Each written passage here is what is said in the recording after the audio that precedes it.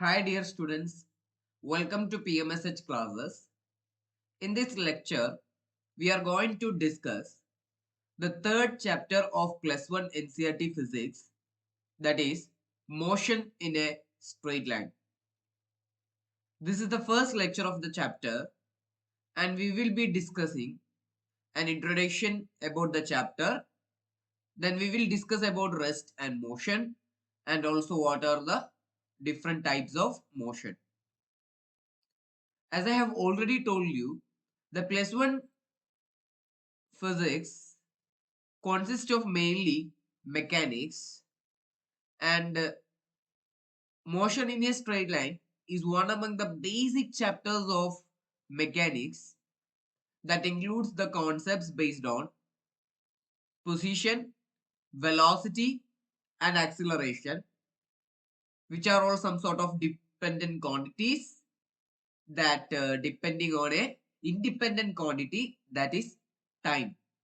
Okay, that means time can change independently and the position of the body, the velocity of the body and the acceleration of the bodies will depend on the time.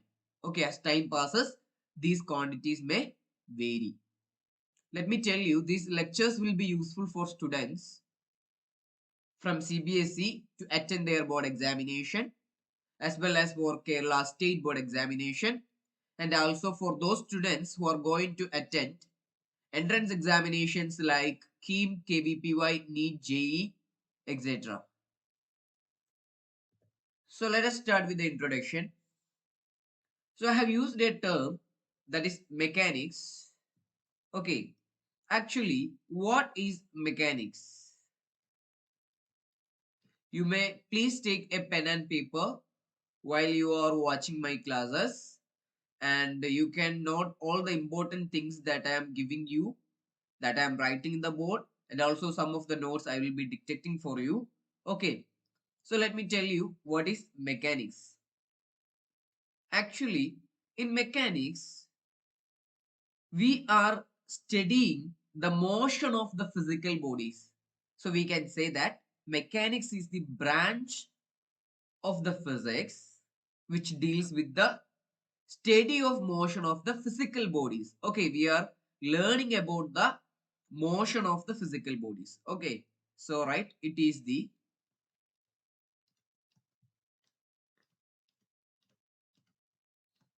branch of physics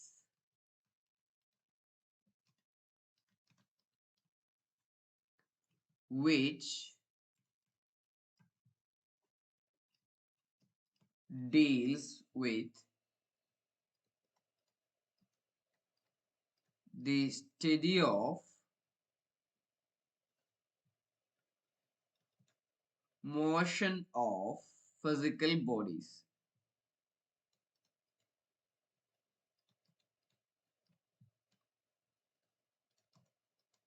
Clear? And the mechanics is mainly classified into three. Okay, the mechanics is classified into three. That is, first one is statics. Okay, then it is divided into second one, that is kinematics. Then the third sub branch, that is dynamics. Okay, so let me tell you what is statics, what is kinematics, and what is dynamics. Okay, so first of all, we will discuss what is statics.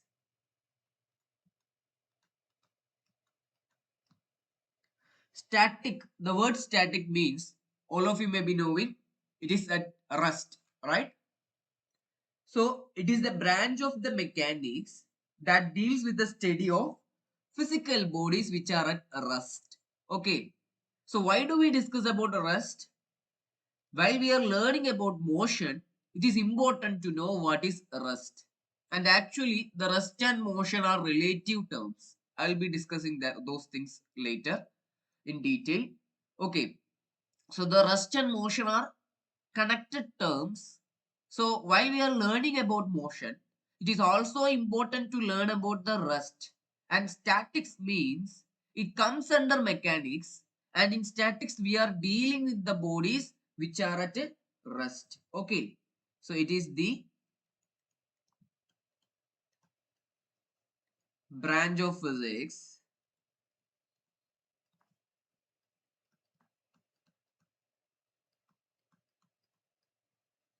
which deals with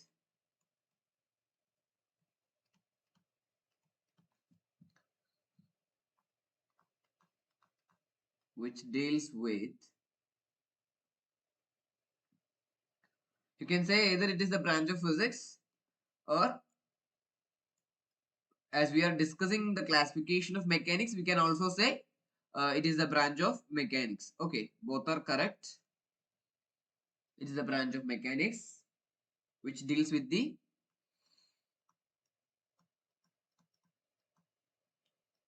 study of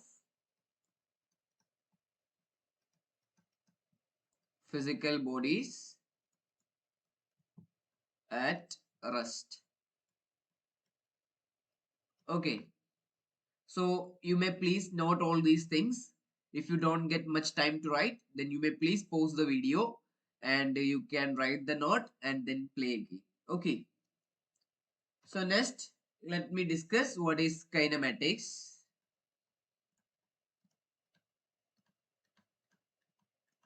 So we have already discussed what is statics, and I have told you that it comes under mechanics and we deal with the bodies which are at rest.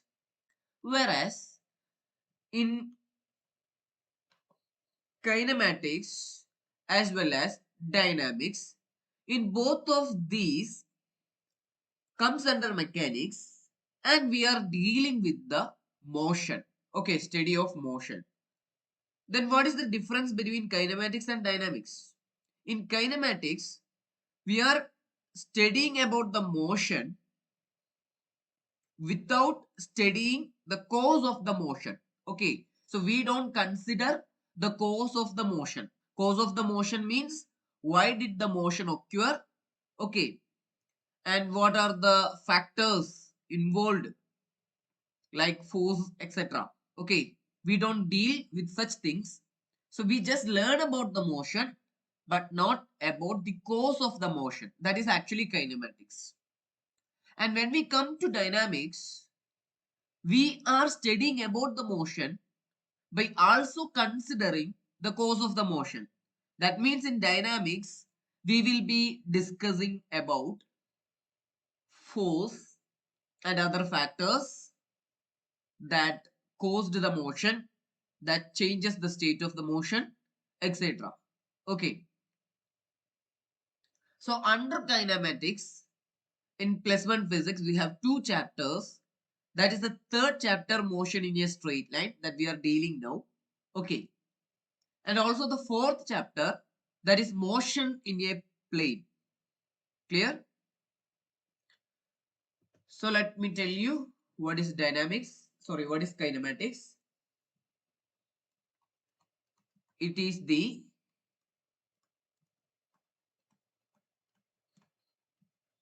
branch of mechanics which deals with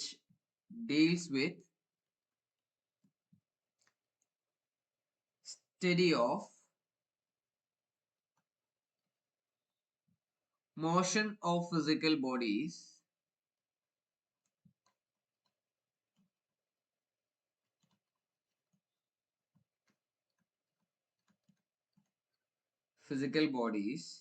without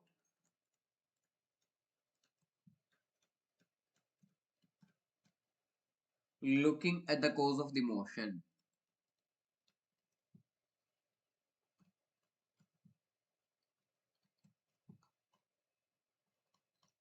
So here we don't consider the cause of the motion.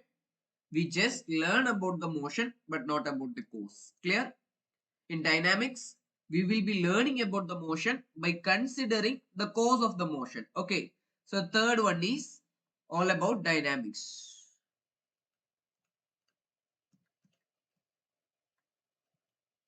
Okay. So we can say it is the branch of mechanics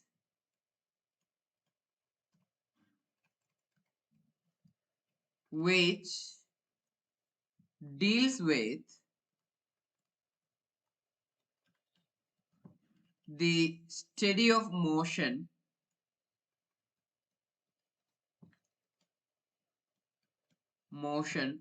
of physical bodies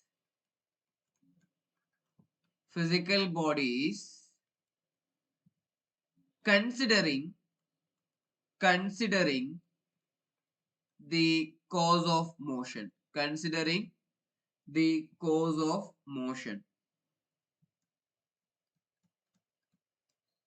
Okay, clear? So we have discussed what is mechanics and also what are the three classifications of mechanics, that is statics, kinematics and dynamics. Okay, now we will discuss what is rest and what is motion. Okay, so before telling what is rest and what is motion, it is very important to understand what is the term origin or frame of reference. You have already seen origin in mathematics. I'll remind you that. Okay, suppose you have a number line, then you mark a point as 0. Then to the right of this 0, you have positive numbers such as 1, 2, 3, etc. to infinity, isn't it? And to the left of the 0, we will have some negative numbers like -1, -2, -3, etc. to minus infinity. So actually, you say 1 unit. Okay, this will be your 1 unit. That is with respect to origin, right? So where is the origin? This point where you mark 0 is called as origin. Origin. Okay. So with respect to this origin, if you say 1 unit, then it will be at this position. If you say 2 unit, then it will be at this position. But if you change your origin, if somebody told you take -1 as your origin, okay, it is not possible, but I'm telling you that, okay, originally it is at 0, but if somebody told you take -1 as your origin, okay, I'll choose another ink color. If somebody told you choose -1 as your origin, okay, then what is the distance to 1? Then you may say that it is actually 2 unit. Clear? So as you change the origin, the value of the position or the distance also change. Clear? In such a manner, in physics also, when we discuss about the rest, motion, etc., we have to consider a origin or even called frame of reference or in short reference frame, etc. Okay, so we will say the position always with respect to another body. Clear?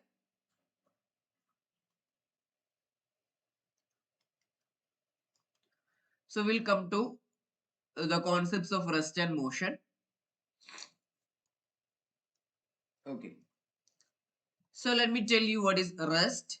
First I will write the definition and I will explain you the definition that we write. Okay, so actually what is rest? An object is said to be at rest An object is said to be at rest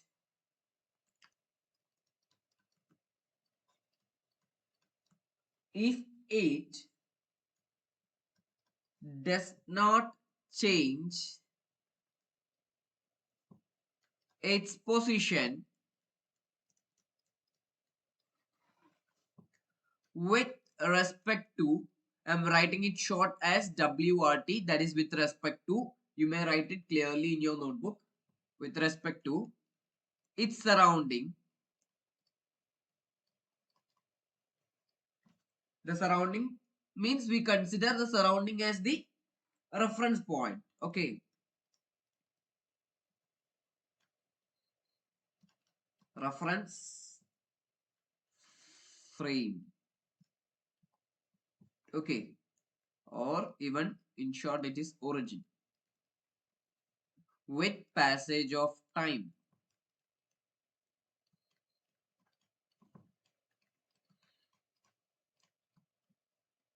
Clear?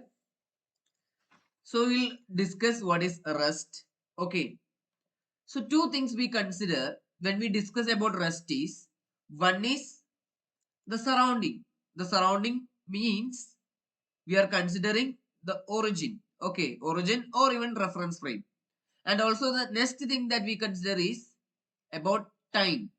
These are the two important factors that you have to consider while you are discussing about rest as well as when you are discussing about motion. Okay. So let me tell you.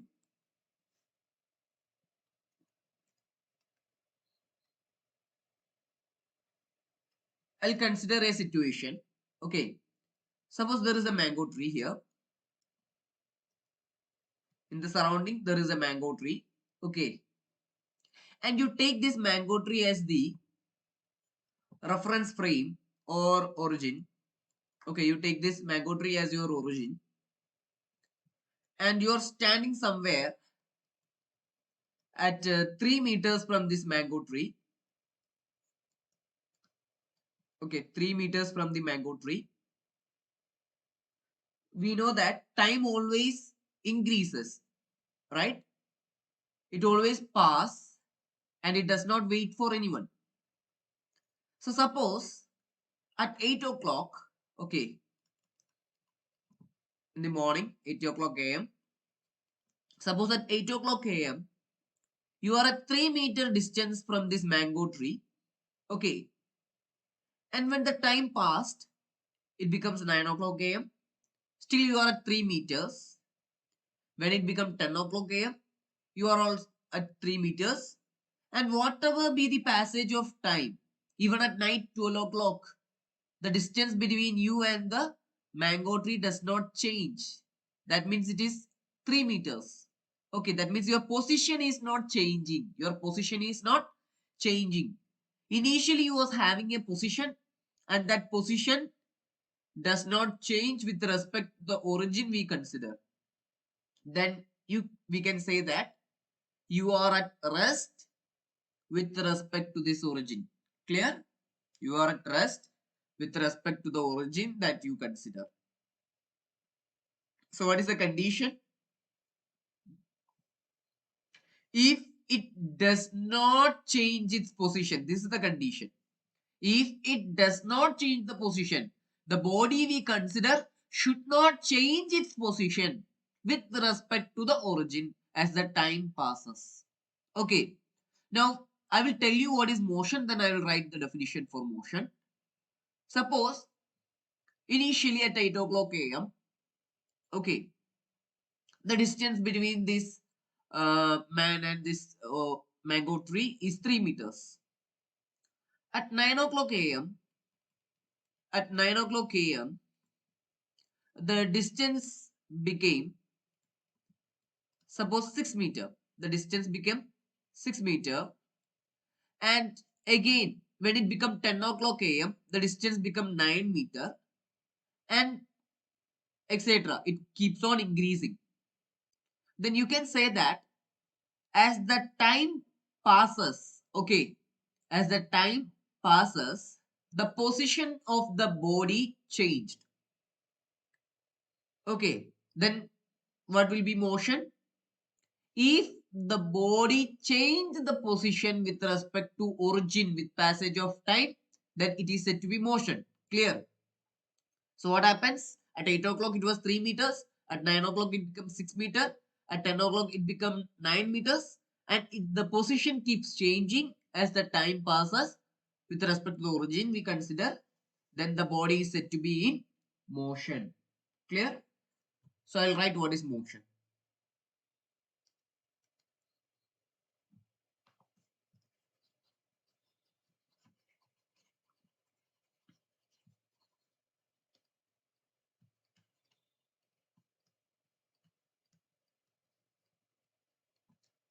Okay, now write what is motion.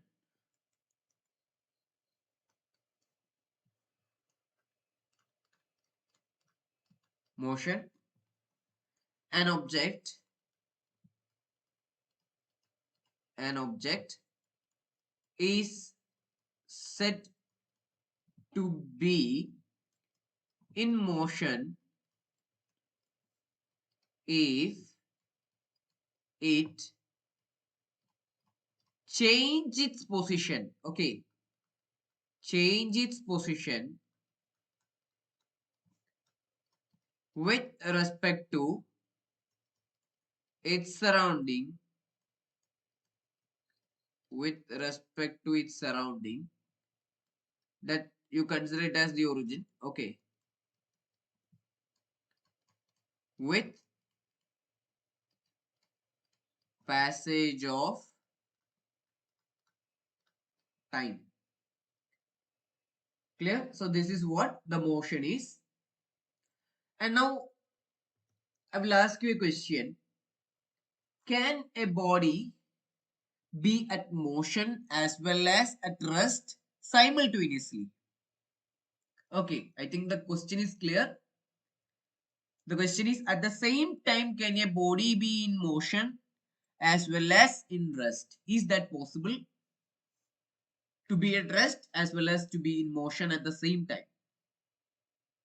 Okay, you can comment your answers for my question. Anyway, I'll tell you the answer. Yes, it is possible. Oh, is that possible? Then give an example. Okay, I will tell you that through an example. I'll tell you through that an example. Okay. If you are moving in a car, suppose, okay, you are traveling in a car.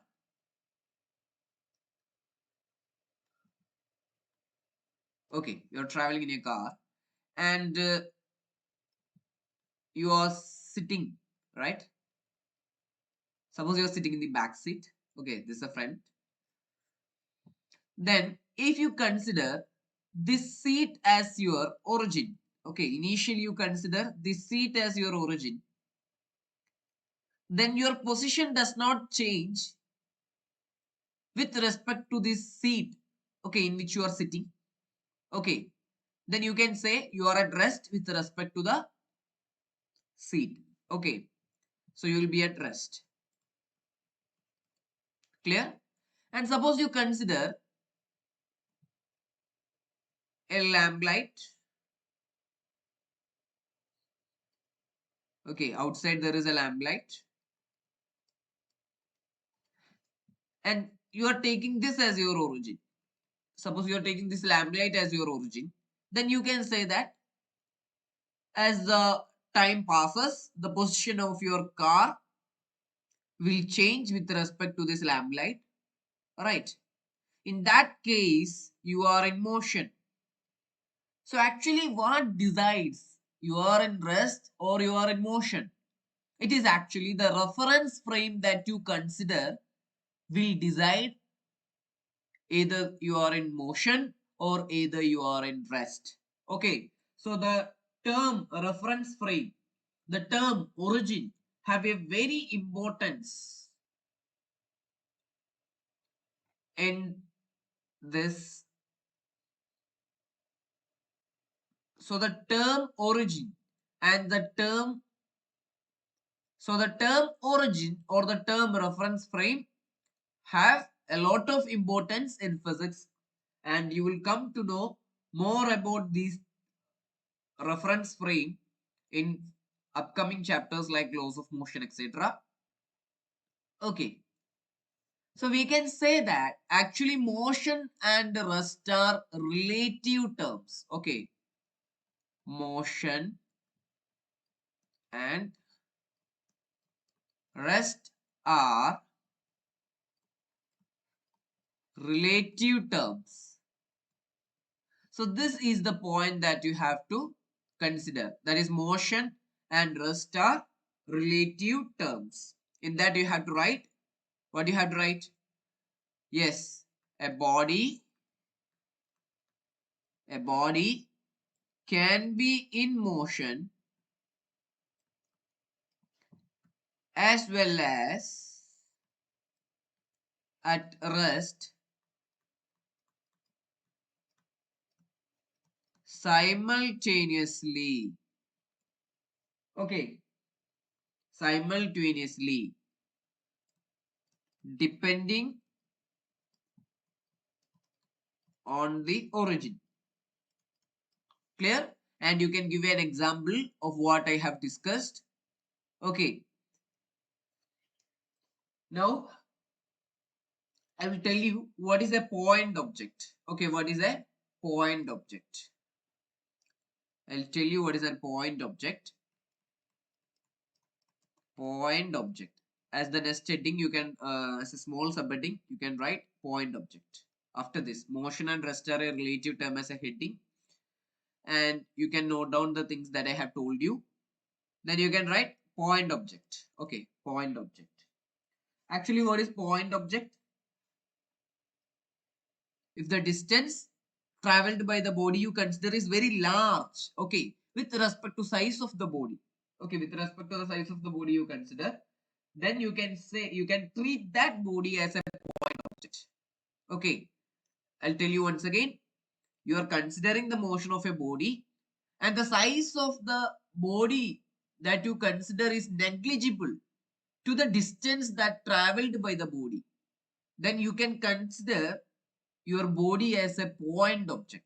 Okay, so this point object consideration is important while you are solving the problems. Okay, so you can write what is point object. If the size of object is very small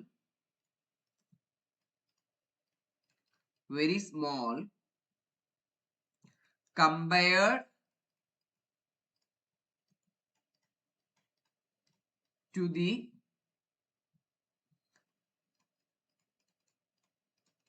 distance it travels, then body can be considered as point object. Clear? This is how we consider a body as a point object. That is, the distance traveled by the body is very large compared to the size of the body that you are considering. Okay, then you can neglect the size of the body. That is what is point object.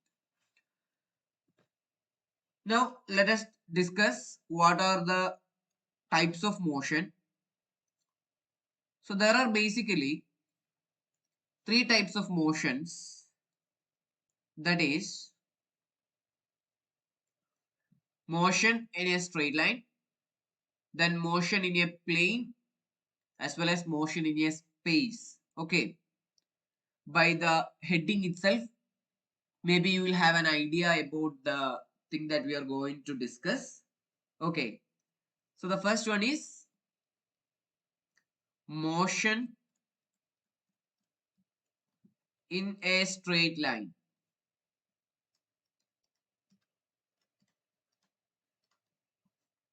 Motion in a straight line, or even known as one dimensional motion. Okay, this chapter is also known as one dimensional motion, And now I will tell you what is the reason for that. Okay, the reason is that we call it as one dimensional motion. We can say the position of the object by using a single axis or single coordinate, and that is why we consider motion in a straight line as a one dimensional motion. That is, the position of the object in 1D can be represented by axis like single axis enough, like x-axis, y-axis, or z-axis. Okay, I'll tell you how to represent the position. Suppose a body have traveled 10 centimeter distance. Then how will you represent it using a axis? You will take x-axis, right? There will be point 0. Then there is a position x which is 10 centimeter. So you can say your body is at this position x. Clear? So we only need a single axis to represent the position. So as a note, you can write, okay, if an, this is just an example that I have told you. If an object, straight line means the body is traveling in a straight path. Okay, motion in a straight line means the body is traveling in a straight path. And one dimensional motion means you only need a single axis to represent the position of the body. Clear? So if an object travels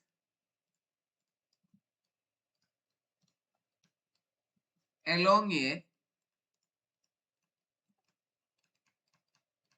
straight line, straight line motions are also called as rectilinear motion. Okay, you may have heard the term in your lower classes, rectilinear motion. Okay, the motion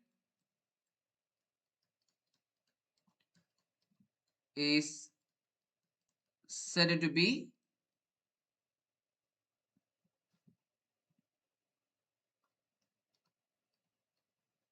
one dimensional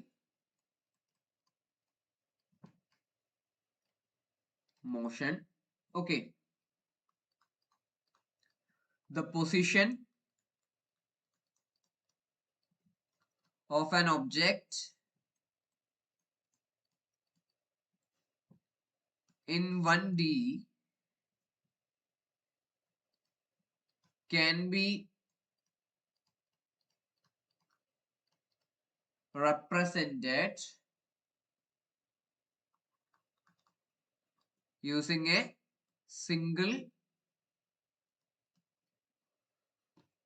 okay, using a single axis.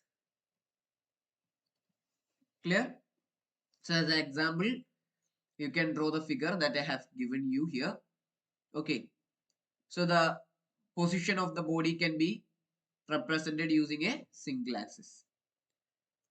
Some of the example is a car traveling in a straight road. If you want, you can note those examples as example 1. Okay, example 1 is motion of a car in a straight road.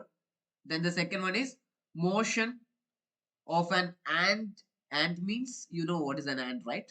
Okay, in a stretched string. Okay, then also rocket propulsion is motion in a straight line, that you have to important, you have to remember it, which is important. Rocket propulsion is a example for motion in a straight line. Okay, rocket propulsion, this is an important example. And also you can note some other examples that I have told you. Okay, now the next type of motion is motion in a plane. That is your next chapter, the upcoming chapter. Okay, which is also known as two-dimensional motion. Two-dimensional motion. Okay, so what will be motion in a plane. Plane is basically surface, right? Plane means basically it is the surface. So a body is moving in a surface. Suppose a body is moving in a surface, then it is said to be motion in a plane. Okay. You can see some of the examples like an ant is moving in a table. Okay, an ant is moving in a table. Then to represent the position of the ant, we will need two coordinates, isn't it? That is, we need two dimensions. So we have to use two axes in order to represent the position of a body moving in a plane. Clear? That's why it is also called as two-dimensional motion. So we know this is a XY plane. Suppose a body is here. Okay, this is the position. Suppose a body is at point A. We say this point A. Then how can you represent the coordinates? The coordinates may be represented in the form x comma y. Clear? So we need two coordinates to represent the position of a body. Then it is called two-dimensional motion. So we can write if an object moves along a plane,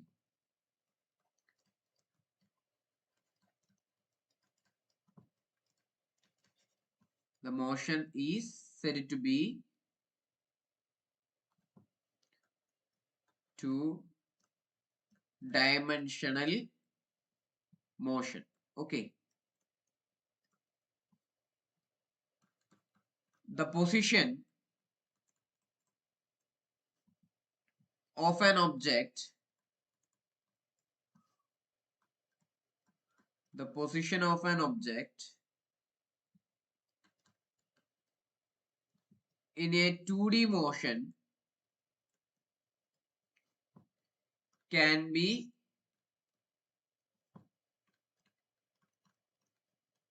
represented using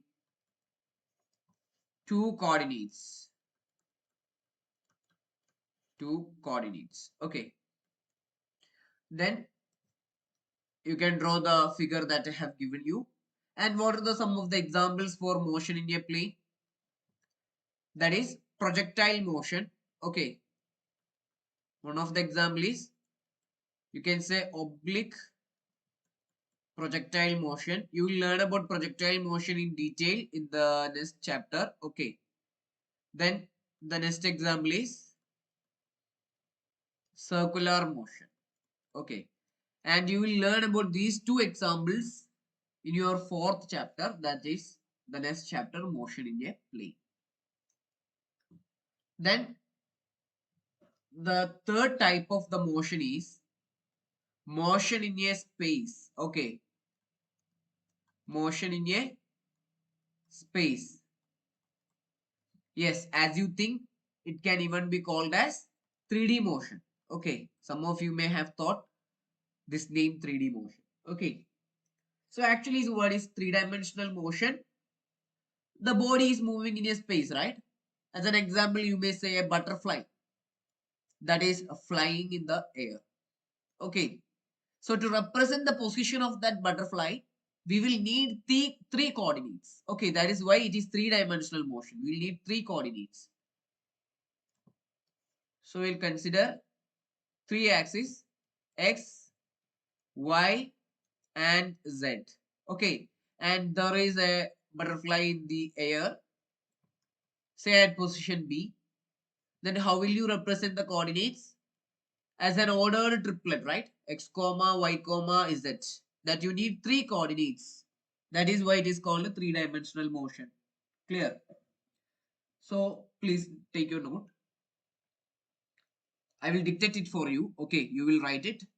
If an object moves through the, right, if an object moves through the space, if an object moves through the space The motion is said to be 3D motion.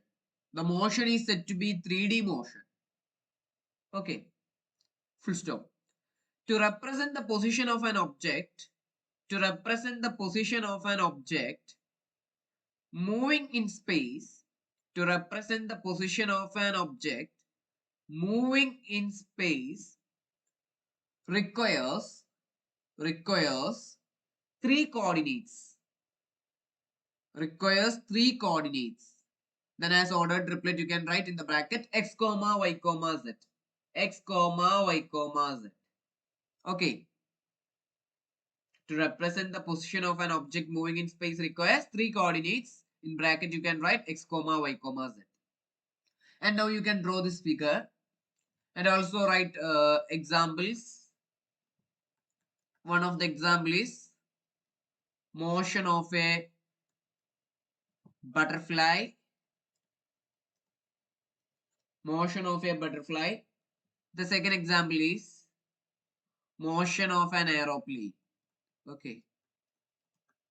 Motion of an aeroplane. These are all examples of motion in a space. Clear?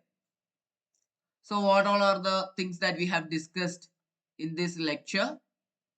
We have discussed what is mechanics and also what are the three classification of mechanics, that is statics, kinematics and dynamics. Okay. Then we have discussed what is a rest and also what is motion. Okay. And next we have discussed motion and rest are relative terms. Okay. Then we have discussed what is a point object. Clear? Then we have discussed what are the three types of the motions. The first type is motion in a straight line or even called one-dimensional motion. We have told some examples for this. Then we have discussed motion in a plane, that is two-dimensional motion. And also two important examples of two-dimensional motion, that is what is a projectile motion, what is a circular motion. You will be learning in detail about this in the next chapter. Okay. And then we have discussed what is motion in a space, that is also called as three-dimensional motion. Okay, we have discussed it in detail. And in the next lecture, we will be discussing about scalar and vector quantity as well as what is distance and displacement. So if you like the video, you may please subscribe the channel and also you may share this to your friends. Okay, so let them also score good marks in the examination. See you in the next lecture.